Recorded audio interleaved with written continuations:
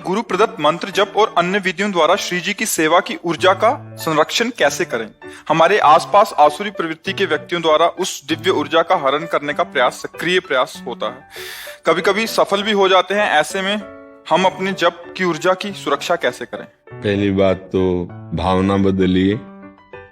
हमारा बाह्य कोई भी कुछ भी परमार्थ में विघ्न नहीं है। हमारी परमार्थ की संपत्ति का कोई अपहरण कर ले, ऐसा कोई पैदा ही नहीं हुआ है। कोई विकार ही ऐसा नहीं। क्यों? हमारी संपत्ति श्री कृष्णार्पण मस्तु भगवान की बैंक में है, भगवान को समर्पित। यदि ऐसा नहीं तो अभी भागवत नहीं हो आप। भागवत धर्म का सबसे पहला लक्षण है कि मन वचन कर्म से, स्वभाव से, संस्कार से जो जो करते हैं वो परम पुरुष नारायण को अर्पित करते हैं। जो भगवान को अर्पित कर दिया गया तो हमारी संपत्ति को कौन नष्ट कर सकता है? पहली बात। दूसरी बात यह कि बाहरी हम आसुरी प्रवृत्ति को क्यों देख रहे हैं? हम भागवतिक भाव क्यों नहीं देख रहे हैं?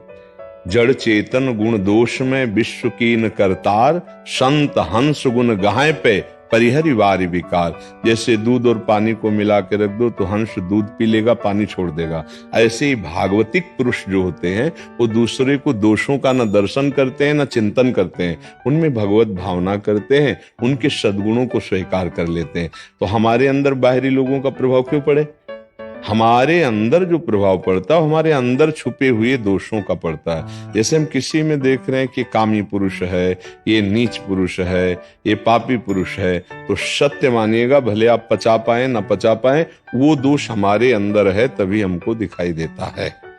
हाँ, अब हमको उनके अंदर बैठे हुए भगवान की आराधना करने का अवसर मिला है, तो यद्यपि वो दुष्ट स्वभाव के द्वारा अपने स्वरूप को न जानने के कारण सदैव वो क्रियान्वित हैं, आसुरी स्वभाव करते हैं, तो हम उनको भगवान की भावना से करके उनसे दूरी बना लेते हैं। जाके संग कुमति मति उपजय, करत भजन में भंग, तर्यो मन हरि विमुखन को संग।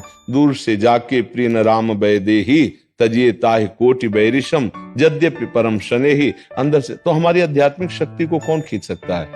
काम, क्रोध, लोभ, मोह, मद, मत्सर, ये जो अंतर में बैठे हुए हैं, यही हमारी आध्यात्मिक शक्ति को, अगर कोई हमें गाली दे, हमारी निंदा करे, हमारा तिरस्कार करे, तो हमारी आध्यात्मिक शक्ति बढ़ती है। इस बात को ध्यान रखना। जब हमारा कोई सम्मान करता है, जब कोई हमारी बड़ाई करता है, तब हमारी आध्यात्मिक शक्ति क्षीण होती है। तो आसुरी प्रवृत्ति वाले तो हमारी संपत्ति को बढ़ाते हैं, कभी नष्ट ही नहीं कर सकते। किसका प्रश्न है? हाँ, तो आप उसको समझिएगा। आप क्या समझ रहे हैं कि कौन सा आपका आध्यात्मिक बल घसीटा जा रहा है? आप बोलिए। तो ऐसा महसूस होता है कि जब हम एक आपके दिव्य अनुभूतियों की तरफ हम जाते हैं, तो उस समय ऐसा लगता है कि जो आसपास के लोग होते हैं, मन आसपास के लोग नहीं, मन हमारे अपने परिवार के नहीं ना, मन, सिर्फ एक शब्द सुनो, मन। जी, मन को अगर प्रभु में लगा दिया तो घसीट कौन रहा है? प्रभु में लगा नहीं, आपका मन धोखा दे रहा है, दूसरों पर दोष दर्शन हो रहा है। अगर मन प्रभु में लग जाए तो किसी भी स्थिति में, कहीं भी, कोई भी परिस्थिति हमारे अंदर प्रभाव नहीं डाल सकती। पक्का समझ लो। जो रहीम उत्तम प्रकृति का कर सकत कुसंग, चंदन विष व्यापत नहीं, लपटे रहत भुजंग।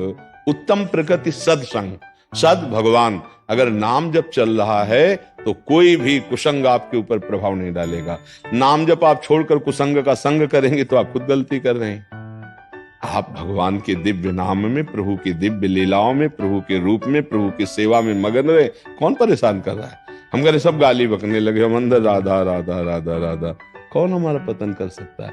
तभी पहला शब्द था, ऐसा कोई पैदा ही नहीं हुआ। सीम की चाप सके को तासु, बड़ रखवार रमापति जासु। भगवान के दास के दासत्व की शक्ति छीन ले, ऐसा को हमारी गलती होगी। हम काम में आकर्षित होंगे, क्रोध में आकर्षित होंगे, मोह में आकर्षित, तो हमें कोई नहीं। क्रोध दिलाने की चेष्टा कर, हम क्रोध ही नहीं करेंगे। राधा राधा राधा राधा राधा, ऐसा नहीं। परिवार के जनों में भगवत भावना शुरू करो, तब आगे समाज में भगवत भावना होगी।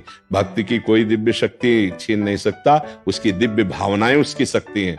सब में वही मेरा प्रीतम है। अब चाहे तुम गाली दो, चाहे हाथ जोड़ो, चाहे आप पीटो, हम मानेंगे यही कि आप मेरे प्रभु हो, पक्का। अब क्या बिगड़ने वाला है? जित देखो तित श्याम में। गलती हमारी, कमजोरी हमारी, चूंकि आप वैष्णव इसलिए ऐसा उत्तर दे रहे हैं। आप सावधान होइए। परदोष दर्शन, परदोष चिंतन, पर निंदा, ये साधक के लिए बहुत हानिकारक है, परमार्थ में आगे नहीं बढ़ने देगी। महापुरुषों की बातें हैं।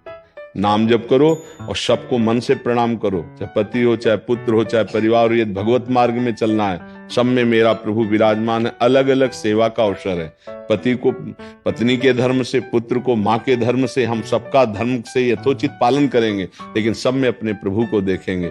दोष और गुण संपूर्ण सृष्टि में है। शुद्ध स्वर्ण का आभूषण बन ही नहीं सकता, उसमें मिलावट की जाती है। ऐसे ही माया की मिलावट से ये रचना है, वैसी रचना में हम आसक्त हैं, इसीलिए हम दोषी हैं। हम अपने भाव को सुधारें, देहात्म भाव को कम करें, तो आपको दिखाई देगा सिय राम मैं सब जग जानी, करूं प्रणाम।